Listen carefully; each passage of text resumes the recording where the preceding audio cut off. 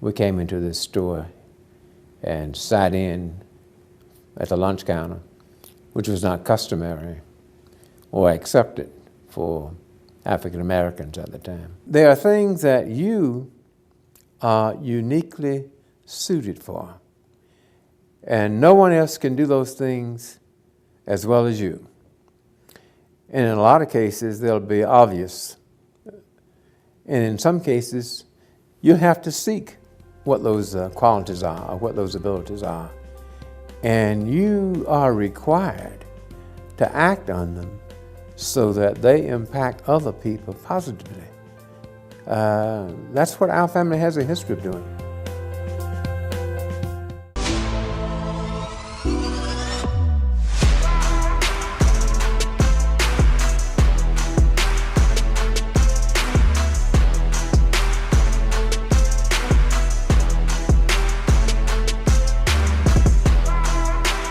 Hey everybody, welcome to the Soul of a Man podcast. I am your co-host DB. I'm here with my man.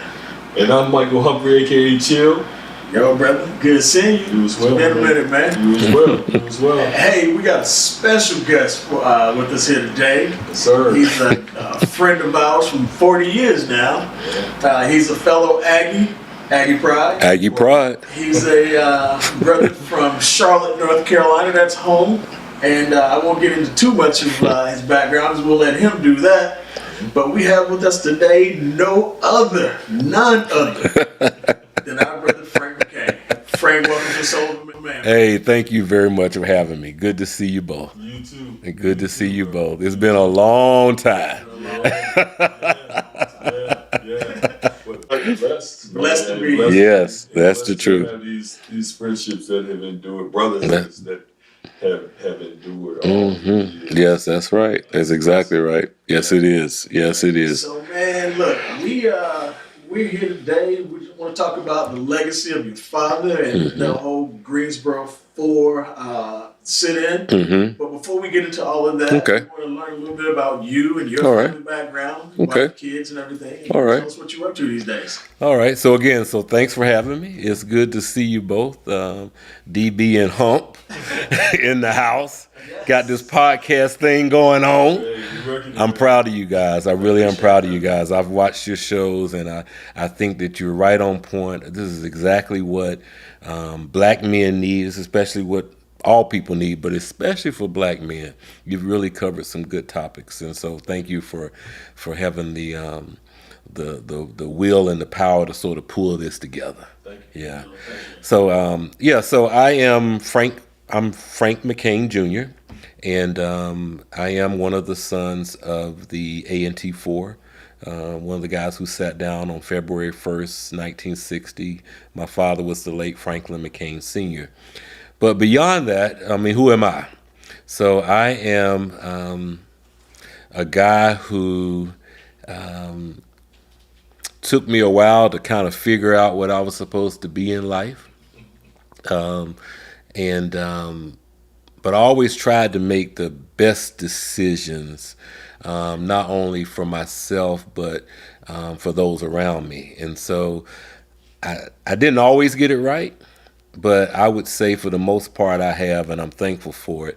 So I am married to the former Vicki Hinton, who hails from Rocky Mount, North Carolina, a place I didn't even know where the hell Rocky Mount was.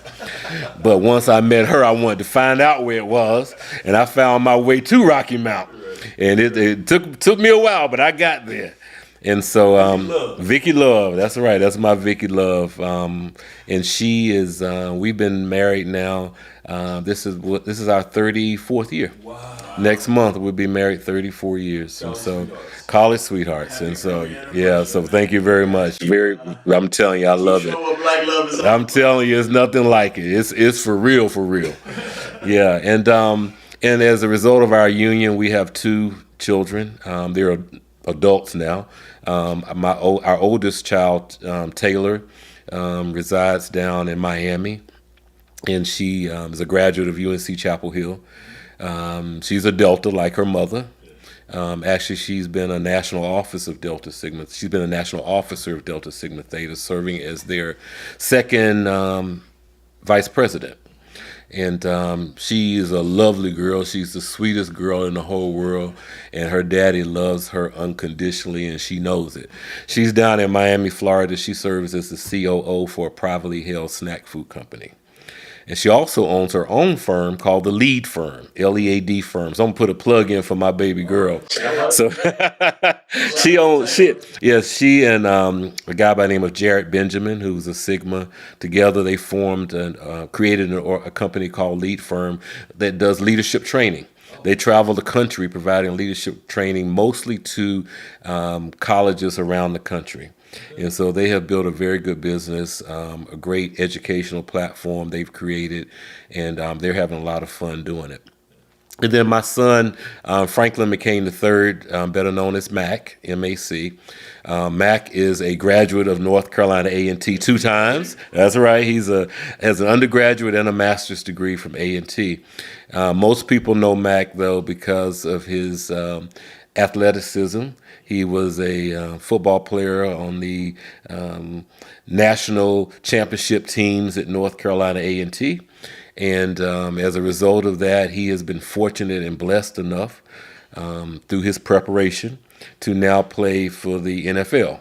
And so most recently he was on the Philadelphia Eagles last season. We got to the Super Bowl, but we didn't quite pull it off. But I'm going to tell you, what an experience, what a ride that has been. And I'm proud of him as well, because he started off at a very early age knowing that he wanted to play professional ball. He thought it was going to be basketball. But little did he know that football would be his sport. But he decided he was going to do it. He stayed focused, and he's accomplished that. So I'm very, very proud of them. I will announce on your show that I have just taken a new job assignment, and it is not known until now that I am the new president and CEO of the United Way. Yes. Yes. So I look forward to that role. That is something that is near and dear to my heart. The work that we do at United Way is like none other. We are focusing on trying to reduce poverty in our community. And I'm going to tell you, I just feel privileged to be able to serve at the helm as the president and CEO going forward. They are blessed to have you. Thank you. I know you spent time there in other roles, right? And to hear right now, it's gone full circle. Yes. And they will be led by your greatness, man. I'm full right now. Thanks a lot, Mike. Man, thank you for breaking that on our show. On your show, that's right. You got the Oprah story. No, I saved that for you. So you got it before the news and record. You got it before anybody. Fantastic. Yeah. So thank you very much. And you know, and it's a result. Truly, it's a result of starting way back when I met you guys 40 years ago. I mean, that's kind of where it started. I mean, you helped lay the foundation for this man that you see sitting before you. I never could have accomplished much of what I've accomplished in life if it had not been for some of the experiences that I had growing up. And you two definitely played a big role in that. So I want to thank you as well. Amen. Thank you for being in our presence. Oh, no problem. I think you probably shaped our life as much or more than shaped yours. Well, I appreciate that. Without question, and I gotta jump in. You know, situation can be different. Oh yeah. And we've been blessed amongst our expanded circle. Yes. A lot of which centered around the core of Charlotte. Right. And the expansive group of friends that you all are from preschool, kindergarten. Yes. And we grew up, we took off for school in 1983, 84, 85, took off for college. And these folks, this group of friends from a few neighborhoods there in Charlotte would have functions during the summer. Friends Incorporated. We were Friends Incorporated, and we're still Friends Incorporated to this day. That literally would draw folks. One of the beauty of going to school in North Carolina is that you've got so many colleges and universities. And those of us, of course, at A&T, Right. North Carolina Central, Winston-Salem State, UNC, NC State, J.C. Smith, Right. Fayetteville State, Elizabeth City. And when I tell you, they would have these functions that would draw all of us from all over the state together for just straight black love. I'm telling you. Yeah, for sure. Incredible. When you get there, it's like, yo, from Greensboro. Oh, they went to state together. That's right. But That's how right. does she know? Oh, they went to UNC together. But how does he know? And when you look around at that group of people, it has been as positive a group, to your point, Right. of all of us lifting each other up. That's exactly right. It's been as positive and successful a group of people as you could ever. Very, very much so. I'm going to tell you, you know, when you talk about that group, you know, those were I will call them my core group of friends. And they have to be my core group of friends because we've been friends since we were in first grade. And here we are near retirement, and we're still the best of friends. Yeah. So we have been there. We were there with each other from the very beginning. We've been involved with each other on those times when things were really great. We've been there for each other when things were not so good. We've been there for births. We've been there for deaths. You know, we've been there for each other, and I just feel so blessed. People always say to us, all of us, you know, when you tell somebody you've been friends with someone since first grade, you know, they act like that's unheard of. But for this core group of friends, you know, we rely on each other, and we know we can count on each other. And I'm gonna tell you, there is no better blessing than to have that. And so shout out to my friends back in the QC, you know, Friends Inc. Incorporated. You know, those of us, we grew up in Northwood Estates and Garden Park for the most part. Those were the two neighborhoods we came from. And so, you know, those were neighborhoods that, you know, back in the day were where middle-class black families lived. And so we all lived together in that same neighborhood. Our parents had known each other. Many of our parents had gone to college together. If they didn't go to college together, they knew each other. And so we had no choice but to be friends. And so we've maintained those even after all of our parents have pretty much gone and left. So I'm sure they're looking down saying that they did something right, and they're thankful that we've continued to have our relationship with one another. No doubt. And it's nothing better as a guy who's not from Charlotte. But when I talk about them, I'm like my Charlotte crew. Right. You guys are known as my Charlotte crew. And Well, it's some of the best group of people, man, you could ever meet. Well, the intro for me came with two of my dorm mates in Alex Haley Hall. That's right. And we share something in common. Fathers are A&T graduates, mothers are Bennett Bells. Amen. And so we literally show up on move-in day. Freshman year, move-in day. And you're busy, you take care of this, that, and this, other. Mom is kind of close. And I hear somebody say, Bobby? Mom turns around and says, Betty? And then these two mothers just start going at it. I remember it all so well. Frank, tell me, come over here. And she called Frank over, and 40 years later, here we are. I'm telling you, here we are. Just incredible. And God bless both of their souls. Yes. Without question. So we do something specifically with HBCU grads, playing off of the movie Brown Sugar. When did you fall in love with hip hop? So when did you fall in love with HBCUs and HBCU culture? So, you know, I guess I would have to say I didn't know any other culture. I mean, I'm a product of two HBCU graduates. You know, again, my mother having gone to Bennett, daddy obviously having gone to A&T. I don't know if it was intentional on their part or not, but they made sure very early we understood the significance of HBCUs, in particular A&T. So we used to come to Greensboro all the time as youngsters. We came for homecoming, obviously. We came for other programs that were held on campus. You know, so that's all I knew. And I knew that there was a different feeling when you came on a campus like A&T. So I grew up going to a high school that was integrated, but it was majority white high school. And but what was interesting about it is that a lot of the white students were somewhat rural students, but the black students were more middle class students. So it was kind of interesting, kind of having that experience.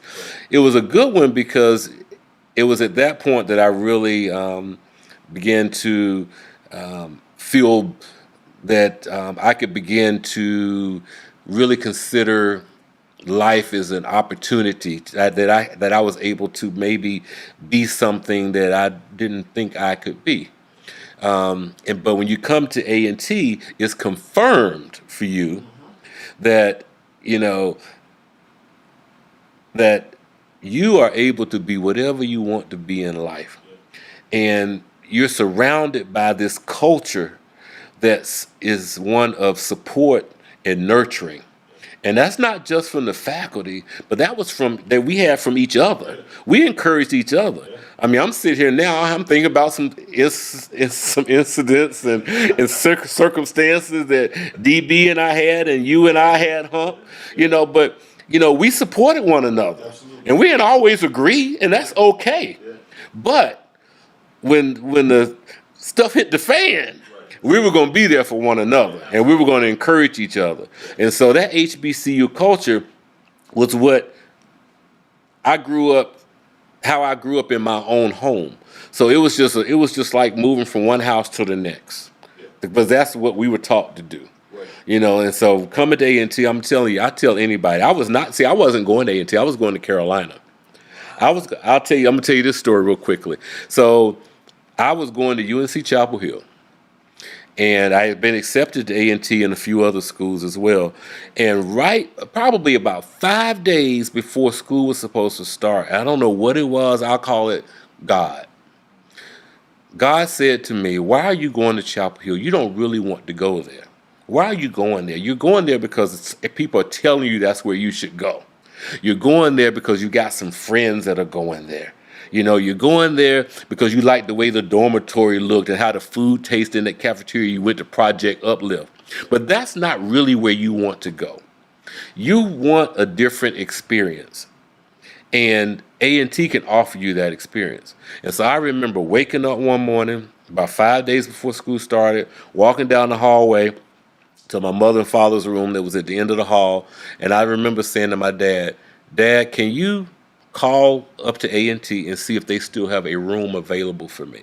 Because if they have a room available for me, that is where I want to go." Now I didn't understand what that likely meant to my father. Now I do, because I'm an A&T grad and I've had a son that went to A&T. What's good, soulmates? This is your boy Chill. Hope you're enjoying the episode. But we wanted to reach out to you and just say thank you for all of your encouragement and support of the Soul of a Man podcast. It's been tremendous, and we are grateful. We need your continued support, though. So while you're watching the episode, make sure that you click like, and also make sure that you subscribe to our YouTube channel. Truly, from our soul to yours, thank you. Now let's get back to the episode. Your legacy, and you mentioned, which some of our viewers know, some of them don't. The Greensboro Four, you refer to it differently.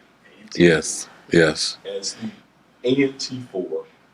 Tell us who they are and give us the background on that. I'm wearing a t-shirt that says, I like that, 1960 City Movement. And when you look back over the history of the civil rights movement, this was so impactful. Right.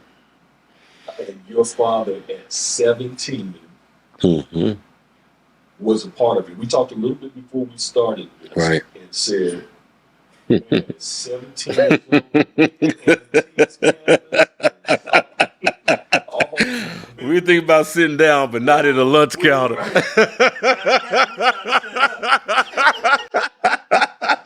We were trying to stay. Oh Oh, gee, that is funny. When we met, Yes. so That is so. we were really trying to set up to be seen. That is so funny. Before Oh, gee. the upperclassmen got on campus. Oh, gee. Thinking about a whole lot of things, but the foresight Mm-hmm. of them. Mm-hmm. I'm gonna give the floor to you because the world needs to know, those viewers about Right. don't know who Franklin McClain Sr. is. Right. Well, Schools. so this is what I'll say. I'll say, yeah. So my father, Franklin McClain Sr., the late Franklin McClain Sr., was one of the four. I'll talk a little bit about the other three because I think sometimes that gets lost in translation. And the other three, one, we'll start off with Ezel Blair, who now goes by the name of Jabril Kassan. Ezel Blair was from Greensboro, North Carolina, went to Dudley High School, now lives in New Bedford, Massachusetts. He is still alive and well. Joseph McNeil. Joseph McNeil was from Wilmington, North Carolina. Joseph McNeil lives in Long Island, New York. Still very much alive. They are the only two. David Richmond Jr., who's from Greensboro as well. That's right, with Chip and Lynn. He was from Greensboro, went to Dudley High School as well. And then, obviously, there was my father, who grew up in Washington, D.C., and Southeast D.C., off of Benning Road on Dix Street, D-I-X Street. But he had spent 1 year in Greensboro because my grandfather took a job here. And that 1 year he was here, he went to Dudley High School as well. And that's where he met Ezel Blair and David Richmond. And they formed a friendship.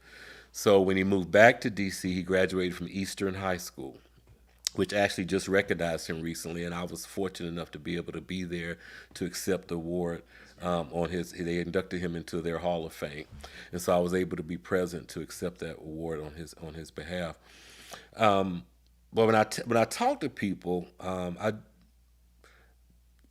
you growing up in a black family, your mom used to tell you, your dad used to tell you, what goes on in this house stays in this house.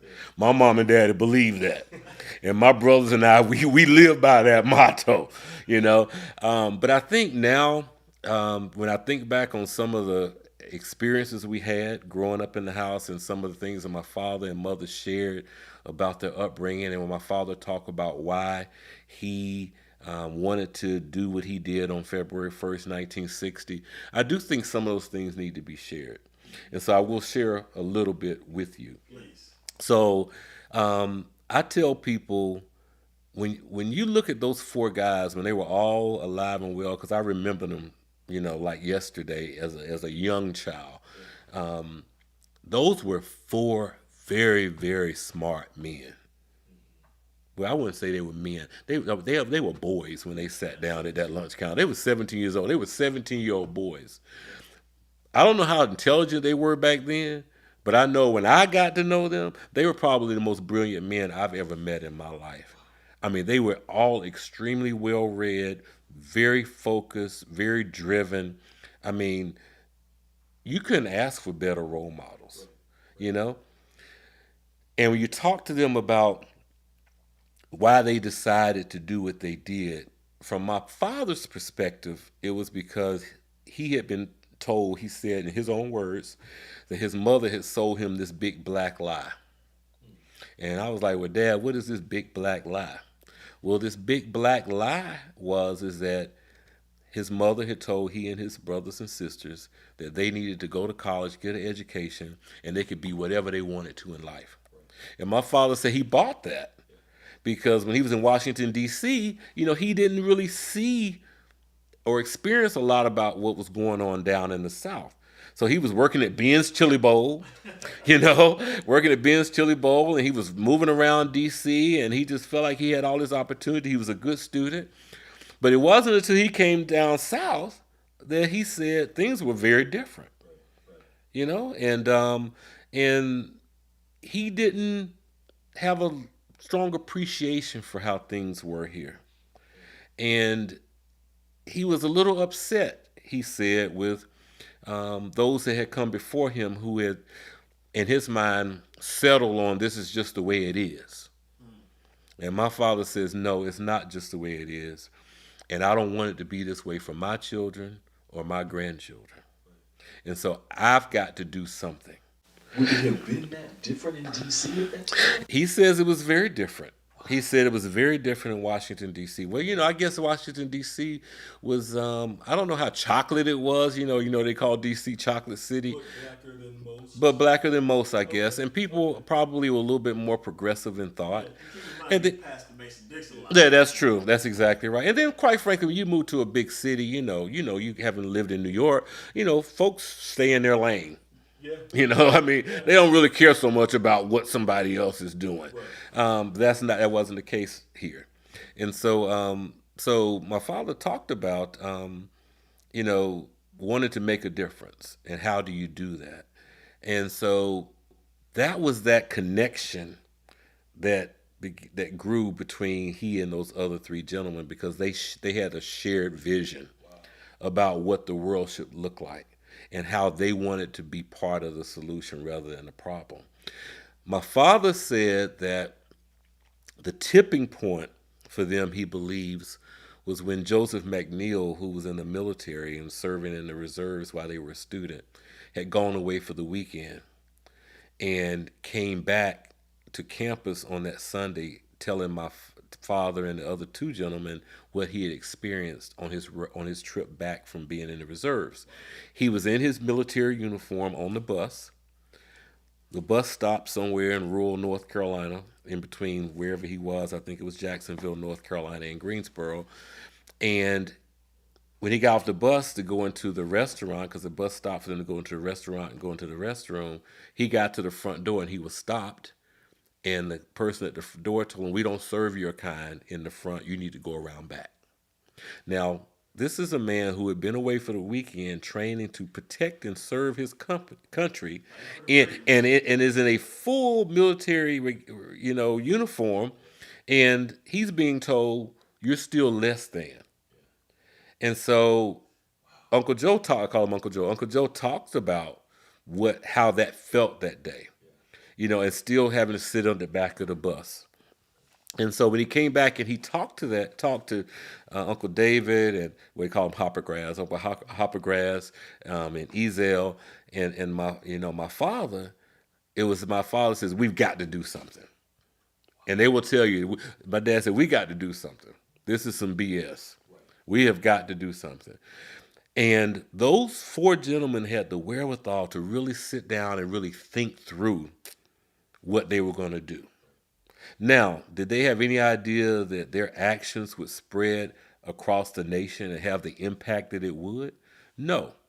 Did they do it because they wanted some level of notoriety or attention? That's not why they did it.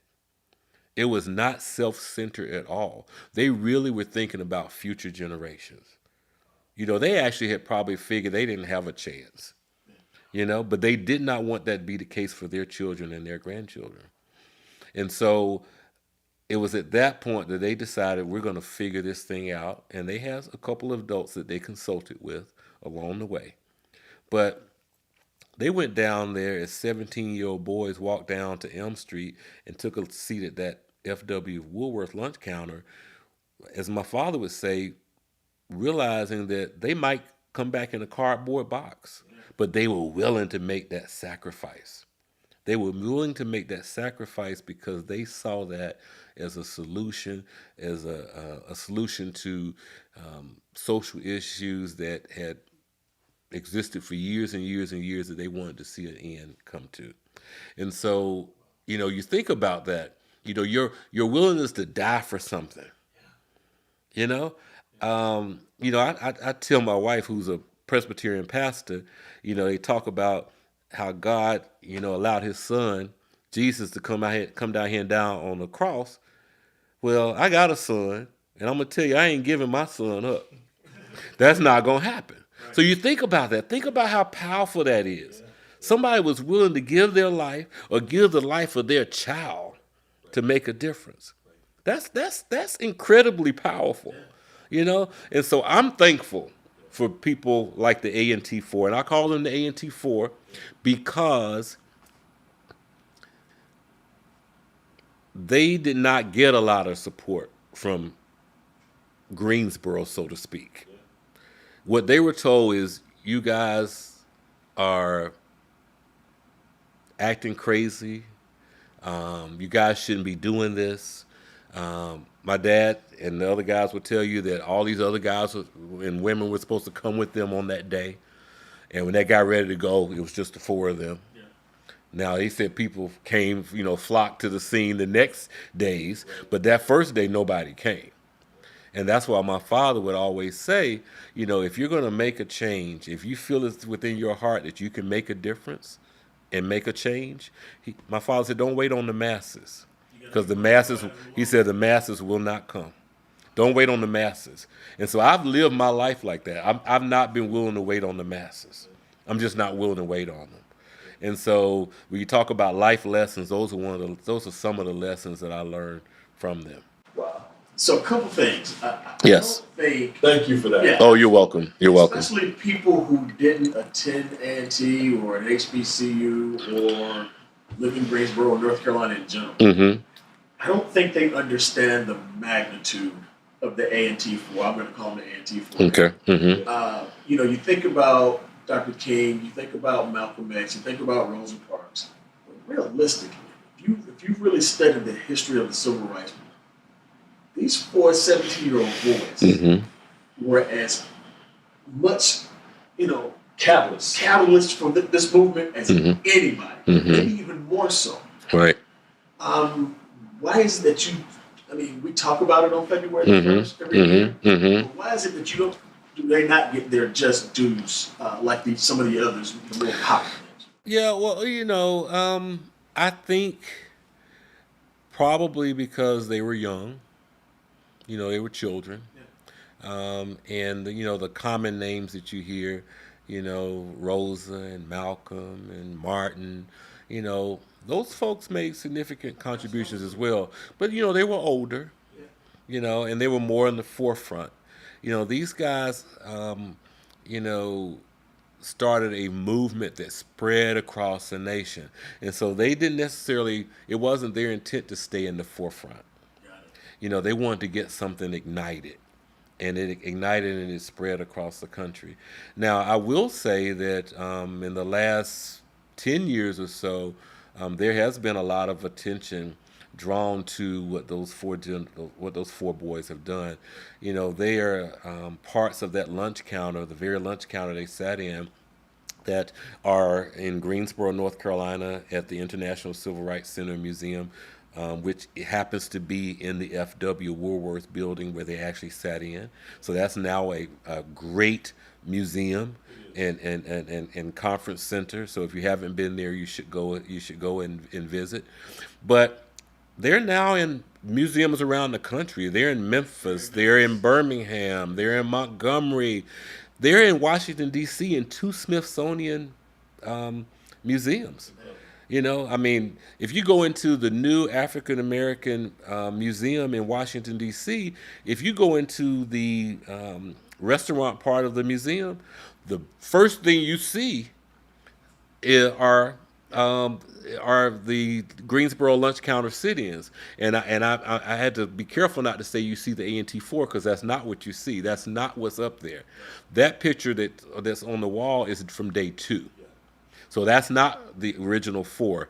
That's 2 of the original 4 happen to be in that picture, and Daddy happens to be one of them. But that's not the A&T4. But yet and still, there's representation there about the lunch counter sit-ins that started in Greensboro on February 1st, 1960.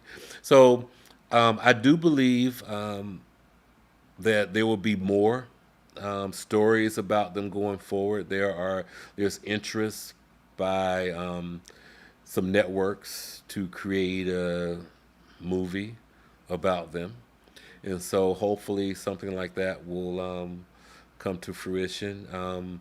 They're in a lot of different books. I had a good friend the other day, Sandra Wallington, who gave us a book. I don't know, I can't remember who the author is, but it's a recipe book. But the recipe book highlights different events in Black history, and it highlights in that book the A&T force sitting down at the lunch counter, and then they provide you a recipe for a cherry pie. Now I don't know the connection between what their actions and cherry pie, maybe because cherry pie is what was served at the lunch counter. I don't know, but my point is that people are paying attention more, and I think as a result of what we've seen politically over the last few years, that there's a renewed interest, especially among African Americans, about their history and our culture, and so people are learning more and paying attention more than they ever have before. So I want to get to that, but I don't want to get to it Yes. just. Okay, okay. I'm gonna sip on my tea, Okay. if you don't mind.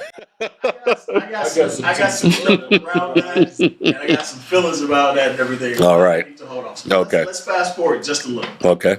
So you've gone through this. Your mom and dad meet at some point. They get married at some point. What I want to know, because his work didn't stop after that. Right. Speaking engagements. Right. Appearances and everything else. You got to have a strong woman by your side to say, hey, you be gone. Right. Be gone, Right. but whatever. I'm gonna be okay. I'm gonna watch these boys. You go out. You have this engagement. You have this meeting. You do this. Right. What type of role did your mother play? Oh. I think she's just as big and it's just as important as Frank said. Let me tell you. A quick lead into that. Were they dating when this happened? Okay, so I appreciate you asking that, DB, because that is very important. Yeah. That is very, very important. So let me talk a little bit about my mother, Betty Davis McClain, from Waynesboro, Georgia, right outside of Augusta, Georgia, from the bird dog capital of the world. At a place that you've never been to and probably never will go to, but some of the best people in the world down in Waynesboro, Georgia. That's where my mother grew up. My mother had gone to a boarding school called Boggs Academy, which was in Keysville, Georgia.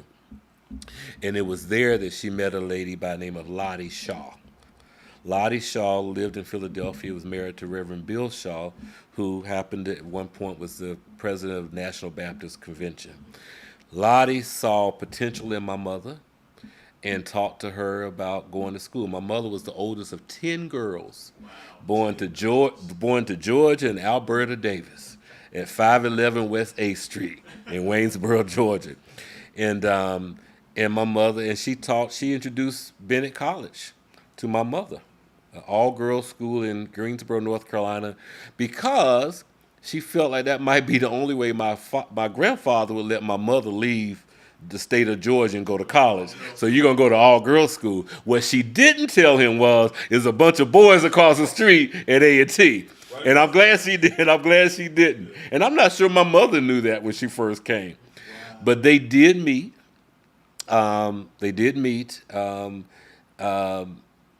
Shortly before the sit-ins. Shortly before the sit-ins. I wouldn't say they were dating at that point. But shortly before the sit-ins, they met. Well, I guess they might have been dating a little bit, but I don't think it was a true connection at that point. But my mother graduated from Bennett, and my father obviously graduated from A&T. Daddy graduated with dual degrees in both chemistry and biology. My mother was an elementary school education major. Well, when they finished school in the same year, my mother had gotten a job in the Charlotte-Mecklenburg school system as a librarian, and had accepted that contract. My father, unfortunately, having graduated from A&T summa cum laude, did not have a job. And that's another story within itself. But real quickly, he didn't have a job because he had been labeled a troublemaker. Again, another story all by itself. So he didn't have a job. And fortunately for him, I told you he was a brilliant man. He knew he had met this great woman in my mother. And he didn't want to let her get away, because if he had let her get away, he probably would not have reconnected with her. Somebody else in Charlotte would have seen her greatness. So he agreed to move to Charlotte with her and look for a job. And so that's how we ended up in Charlotte. Now, when my father came to Charlotte, it was very difficult for him to find a job, and we can talk about that a little later because I want to stay focused on my mother. My mother was a was a true Georgia peach. When you hear people talk about a Georgia peach, my mother was a true Georgia peach. She graduated from Bennett, so I mean she was very refined, very refined. You know, she believed in wearing her slip. She believed in wearing her stockings. She was always going to make sure she was well groomed. She was always going to make sure her hair was right. She's going to always make sure her house was clean. And I mean, she was just that kind of woman. She was a lady. But beyond all of that, my mother was a woman with a huge heart. She really had a huge heart, and she gave unselfishly of herself to everyone, but especially to my father, because she believed in him. She believed in what he and those other three gentlemen had done, and so she always wanted to support him in any way that she possibly could. And at the early stages of their marriage, she supported them financially because my father, again, was having a lot of difficulty finding a job. And so they were living off a school teacher's salary in Charlotte. And then I came along shortly thereafter, so now you got 3 mouths to feed, but my mother throughout all the years was always very encouraging to my father and very supportive, not only to his career aspirations, but also to his civic obligations. And she would join and support him in those civic obligations. So my mother and father co-chaired for many years the North Carolina Legal Defense Funds for the NAACP. They were co-chairs for the state and having raised a lot of money for legal defense fund over the years. And they did that as a team. They did that as a team. My father obviously was very involved in a lot of different organizations. Like he chaired the school bond one time in Charlotte, took him away a lot. His career took him away sometimes for months at a time. But my mother always held down the fort. Now let me tell you something now, my mama didn't play. I mean, she had 3 boys, and she wasn't playing with us. And she used to tell us, my mother used to tell us, because we were like, why does she have us cooking and cleaning and, all kind of stuff? We're like, we don't want to do this. And my mama said, look, let me just tell you something. Ain't none of you boys extremely good looking. And so you might have to be by yourself the rest of your life, and you need to learn how to do this stuff. So she like, so you're gonna learn how to take care of yourself. And so my mom did play. Don't use your thought. Okay. You know what Bobby said? What did she say? You're not gonna be. You're never going to be held hostage. Mm-hmm. You're never Mm-hmm. going to be held hostage by one. That's exactly right. It's just me and my brother. Mm-hmm. Mm-hmm. Right. And that was the. Well, maybe that's what they taught them at Bennett. Maybe it was. Maybe that's what they taught them at Bennett. I don't know, but it worked. Because aren't we self-sufficient? Completely. Yeah, and my wife loves the fact that I know how to clean, I know how to cook, and take care of myself. Right. She's benefited from it. The kids have benefited from it. My wife.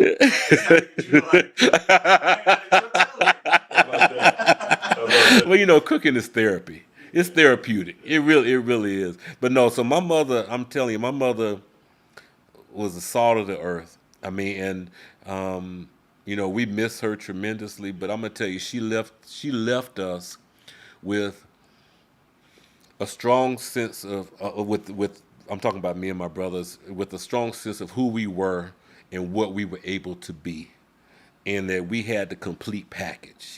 She and my father had equipped us with everything we needed to be successful and self-sufficient in life. And so I am eternally grateful to her and to him for what they did for us.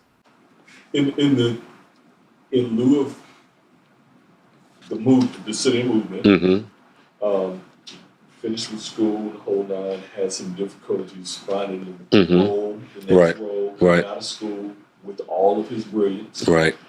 Labeled as whatever. A troublemaker. Labeled as a troublemaker. That was the label. Okay. Mm-hmm. We're in an era in that time frame Mm-hmm. between 55 and 68 Mm-hmm.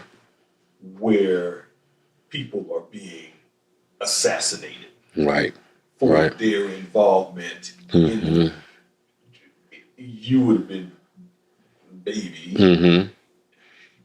Did you ever get any sense of fear around it, or even later Mm-hmm. that they had their own concerns Oh yeah. for your dad and for each other? Mm-hmm. How safe are we? I think Rosa was 1955. Mm-hmm. The Birmingham bus boycott in that same time frame. Mm-hmm. 63, I think, was JFK. Mm-hmm. 68, Bobby and MLK. Right. 63, I think, was Medgar Evers. Mm-hmm. I mean, it's a rough.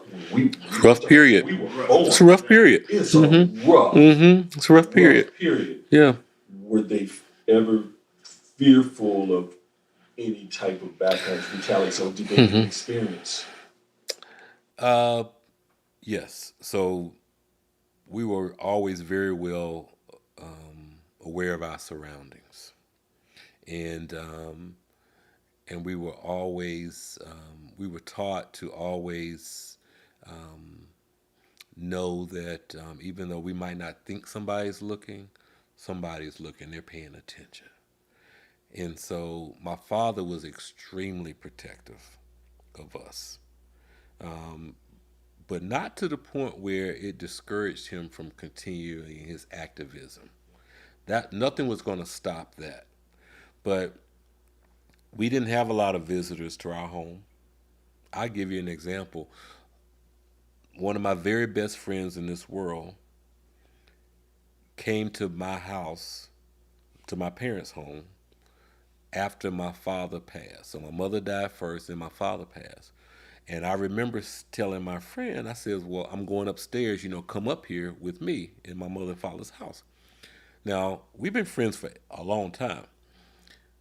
He said to me, oh, I've never been upstairs in your house. And I was like, you never been upstairs in my house as many times as you've been here? But then I realized that my father didn't allow, if your last name wasn't McCain, and you weren't the child of Franklin and Betty, you had no business upstairs in our house in my father's mind. Those were our private quarters. None of my friends had ever been upstairs. They had been upstairs. He wouldn't allow it. He would not allow it. I mean, I think the only time he might have allowed it was maybe my freshman year from college, and I might have brought some people home. They probably got to go to my room maybe, but that wasn't much. They couldn't go anywhere else. So that was his way of protecting us. He didn't want people to become too familiar with us, and definitely, how we live, where we live, and be too comfortable in our space. So it's Yes. funny you should say that. Mm-hmm. Obviously, we met in 1984. Right. My best friend and I went home with you Right. to Charlotte. Okay. I met your father, so still, I tell people one of the highlights of my life. They don't understand why, but you got to understand the shoulders that we stand on. Mm-hmm. I went upstairs to your house. You went upstairs? Okay, well, you might have been one of the first. Probably one of the first. Sat down, had conversations with your dad, and all I can remember just saying to myself, man, he is larger than life, both figuratively and literally. He's a tall man. And it's something that I'll remember for the rest of my life, meeting your dad. In 1984, I'm 17, 18-year-old college freshman. Wet behind the ears, didn't know my name from a hole in the ground. Right. And here I am in front of a man who sparked a change in this nation. So when you talk about people coming to your house, going upstairs, and it kind of brings back good memories, fond memories of meeting your father. That's good. I remember that. I remember that visit. Yeah. Yeah. So you have this in really incredible legacy. Mother and father have prepared you and your brothers for the world. They have given you what you need, but it's this legacy. Was it the feeling of living in the shadows of, or was it the feeling of, I've got this responsibility to keep this going?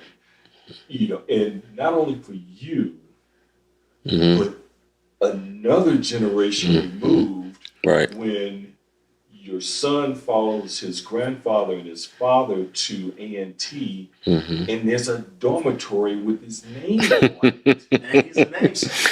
Well, how would we have played that in college if we had a dorm with our name on it? I played that hand well. Exactly.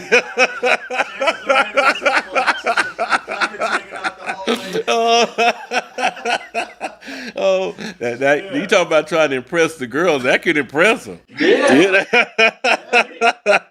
Dormitory named after. Oh, that is so funny. That is it. Yeah, that's interesting.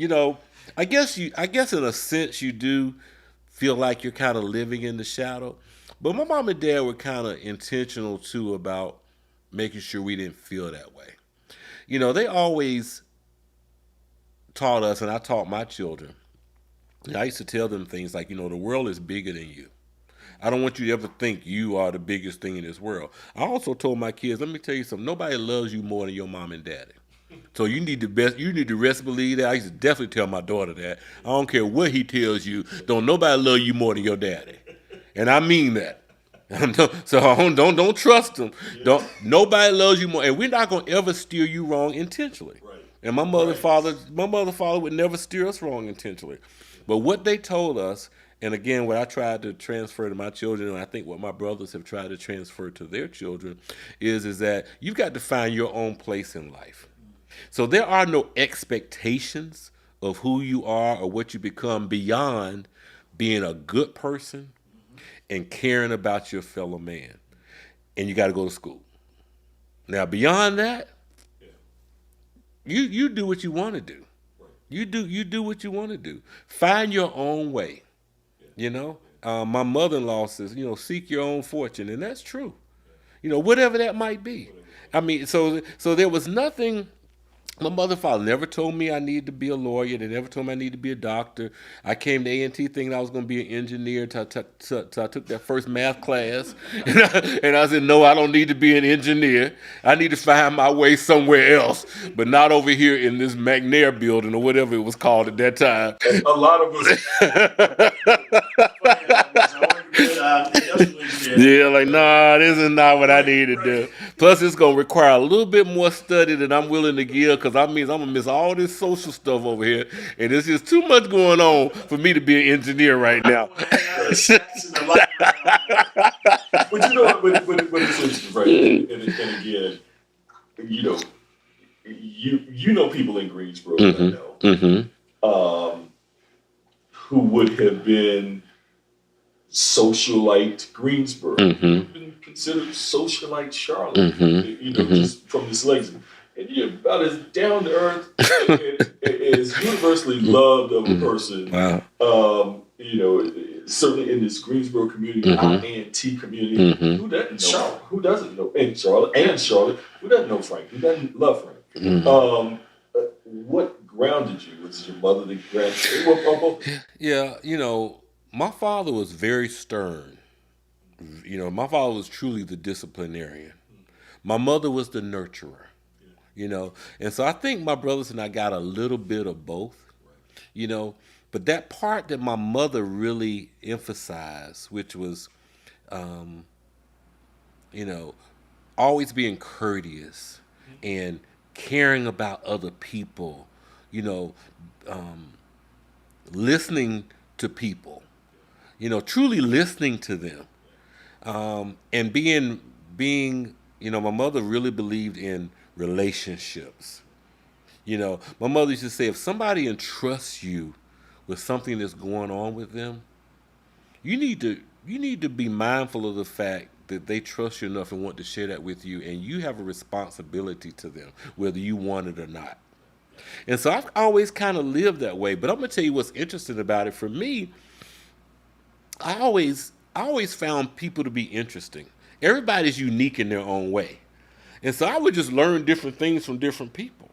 You know, I can, some things good, some things bad, and that's okay. That's okay. But I was grounded enough to kind of be able to separate myself from some of the bad stuff. Not all the time, but sometimes, But I think it was. I would say my mother probably played the biggest role there because she made sure we stayed balanced. She made sure that we never thought, and to this day, that you're better than the next person because you're not. Because we all know that. You know, um, you know, you got to work hard. We're not going to just give you stuff. I mean, I've been working since I was 15 years old. I'm tired. You know what I'm saying? I'm tired. I remember going. I remember working at Lance Products where there's a snack food company. I used to be there. I used to work the 7 o'clock a.m. shift to I think I got off at 3, and then I had a buddy who I met at Lance named Sam that would let me come over to his house and take a nap because he lived close to Lance and my second job at Hertz Rent a Car. And he would let me take a 2-hour nap. I had to be at work at Hertz at 5, and I worked there from 5 p.m. till midnight. You know? Now, people would say, why were you doing that? And they was, but it's like I tell people, everything that shines isn't gold. It's not. I had goals and dreams of things that I wanted to do that my mother and father said they weren't paying for. And so if you wanted, you got to go work. And so I ain't mind working, and I worked. I mean, you imagine, look at that day. You talking about working start at 7 a.m. in the morning, and you finishing at midnight. That's a lot. That's a long day. And you start all over again 7 a.m. that next morning. I ain't even have time to go to the bank and cash my checks. Because there was no direct deposit back then. I don't know if y'all remember. There used to be a time there was no direct deposit. But I couldn't get to the bank to cash my checks. But that taught me something. That taught me about having to stay focused and working hard, and being willing to sacrifice. And those are things that my mother and father taught us, and they could, yes, I grew up in a fortunate situation, and I realized that. I did. There was nothing that we needed that we didn't have. There was nothing we needed, but we didn't get everything we wanted. You got some things you wanted, but you didn't get most of the things you wanted, to be honest with you. Because my mother and father wanted to make sure that when their heads got cold, that we were equipped to be able to take care of ourselves. And their work has not been in vain. So let's fast forward because time's ticking. Okay, go ahead. I'm sorry. Man, no, you're fine. It's been great. Okay. This could be 3 hours. Okay.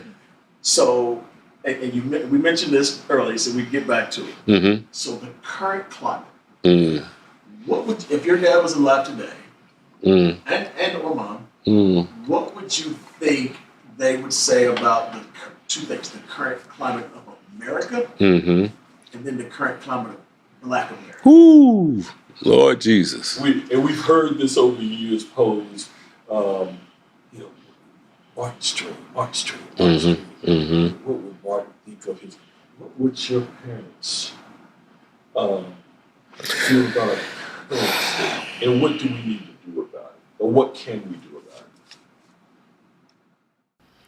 So I can hear my father's voice. Okay, bring it. I can't give it to you like he would give it to you. But let me dress it up a little bit. Because remember, my father's from Southeast D.C. So what you saw publicly wasn't always what was said at home. But I think to summarize it, my father and mother would be very disappointed in what's happening right now. My father would feel like we've gone to sleep at the wheel. He would be very upset hearing young voters, especially young voters of color, who say they're not going to go vote because they don't like this candidate, don't like that candidate, don't like anybody who's running. He would just flat out probably tell them that you sound like an idiot. But I think the biggest disappointment I know the biggest disappointment for he and my mother would be the lack of continued conviction on behalf of the African American community in support of civil rights and equality. I'm trying not to use this one example that keeps coming to mind, but I don't see how I can't talk about it. Like growing up, my mother used to tell my brothers and I, you don't go to parties you're not invited to. If you're not invited to a party, you don't go. I still live by that to this day. I'm not invited, I don't go. And it's okay. My feelings aren't hurt. They really aren't. Because first of all, you can't invite everybody to everything. And if you know a lot of people, you surely can't invite everybody to everything. And so I'm okay when I'm not invited to a party. But when it's some parties you're not invited to, and you know you're not invited because of the color of your skin, or because of your sexual preference, or because of your religion, that's a problem. That's a problem. And when you look at states like the Sunshine State of Florida right now, I don't think I've seen it in my lifetime any more obvious that there are people who are running that state who just don't like certain groups of people. They just don't care for you. And one of those groups of people are people who look like me and you. And so, in saying that, my father says the quickest way and the most effective way to get people to listen to you is where you spend your money. And what worked during the time of the sit-ins and bus boycotts and things of that nature is that our community united, and we made decisions about how we were going to move forward, and we stuck together, and we did it. Now, it appears that no, it doesn't appear. The reality is that we don't have that anymore. And it's sad because what we've done is we make personal decisions based on our wants and our desires versus what's best for our people and what's best for our country. Does it take an organization? Does it take National Black Caucus? Does it take an NAACP to galvanize that? Well, I don't think so. I think, in my opinion, the days of needing an organization to spearhead a movement is not a necessity. Now, I think those organizations still have some relevancy in this world. Don't get me wrong. But I believe that common sense should be our common sense, our Christian values, our upbringing, and our history should be those guiding principles about how we conduct ourselves right now. And so I personally have a problem with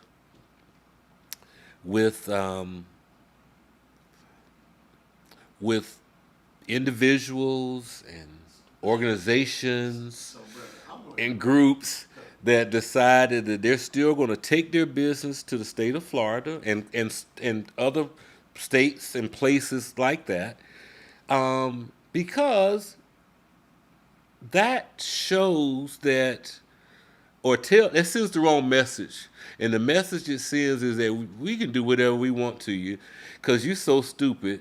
We're still gonna get your money. That's really all we really care about. We don't want you down here, but we'll take your money. So we have to start standing, that old thing, you got to stand for something or you'll fall for everything. This is one of those times. We have got to stick together on not just, I hate to just pick on the state of Florida because there's so many other, things that you can highlight, but that's the one that really, really, really bothers me because I am part of an organization that has made a decision to still have a national platform in that state. Now, that's not, let me be clear, let me make sure I speak this all the way out. I don't support that decision, personally. But I also believe in supporting leaders who've been chosen to lead organizations. And I say that to say that leaders have to make the decisions they feel are best. So that decision was made, or decisions like that have been made by leaders. Hey, I don't agree with it, but that's the decision that's made. But I, Franklin McClain Jr., can make my own decision about whether I want to engage. So you can have that party, but I'm going to disinvite myself. I'm not going. And I think that's what we have to do. And I think we have to have conversations. We have to have honest conversations about this. We really do. And people have to stop becoming defensive just because I don't agree with your opinion. I don't care about you disagreeing with my perspective on something, because I value your thoughts. I value your opinion.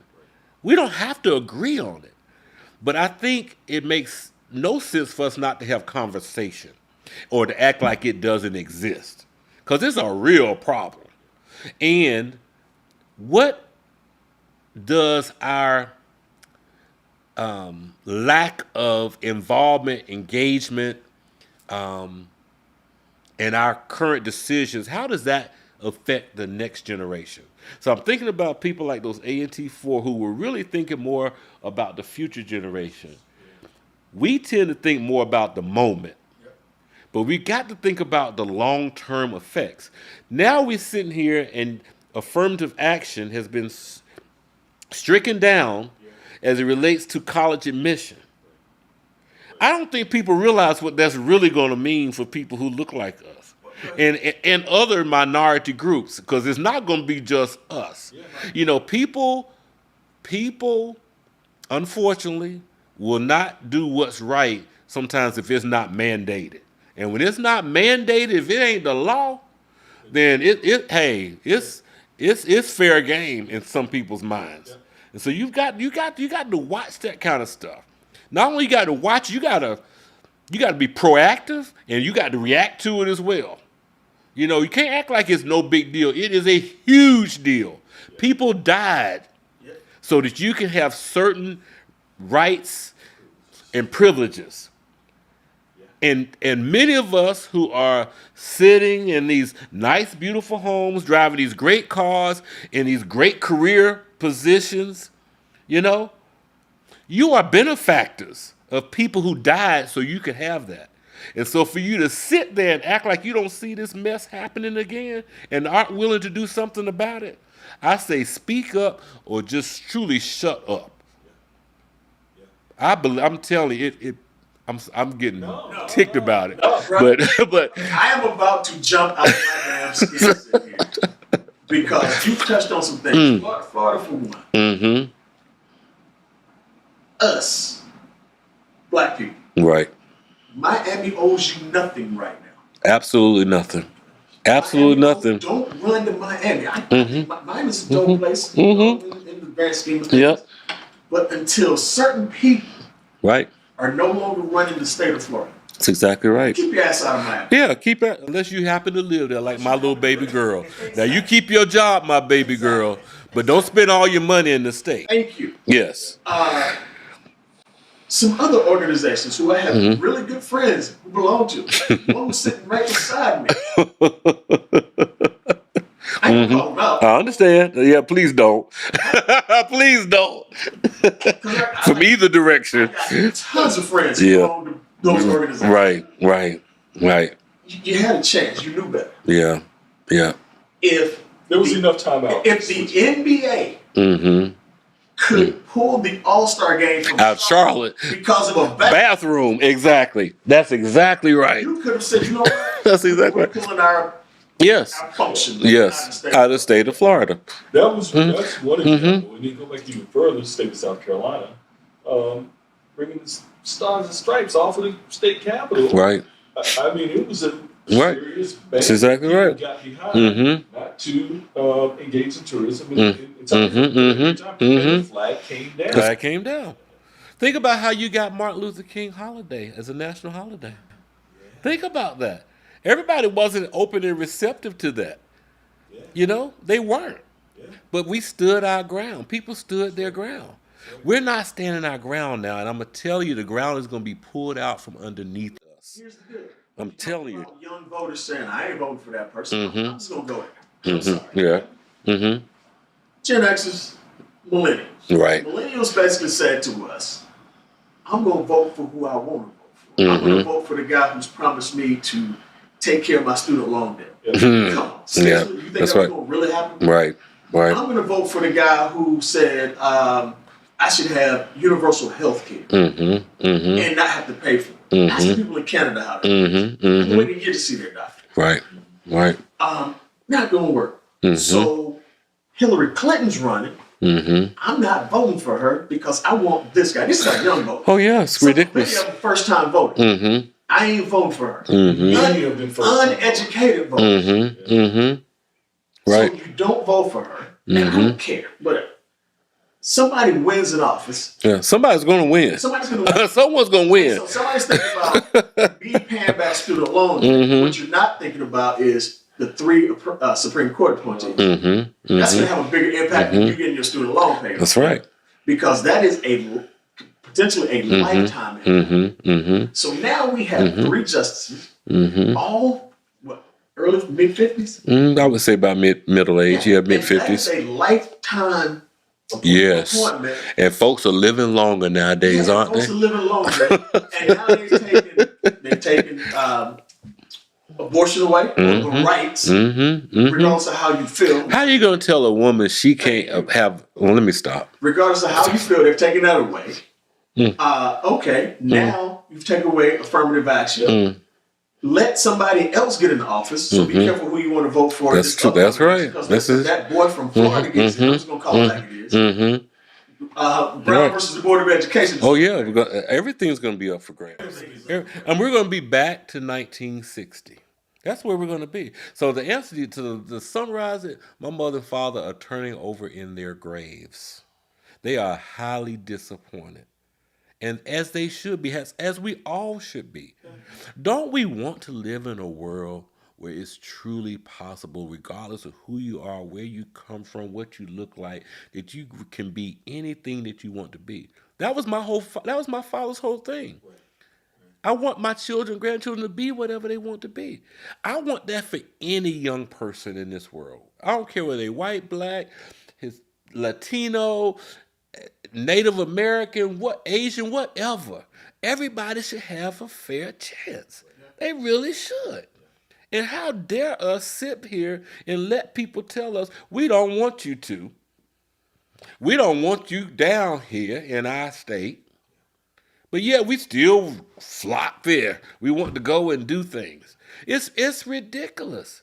It's crazy. And we all know that education is foundational. Yes.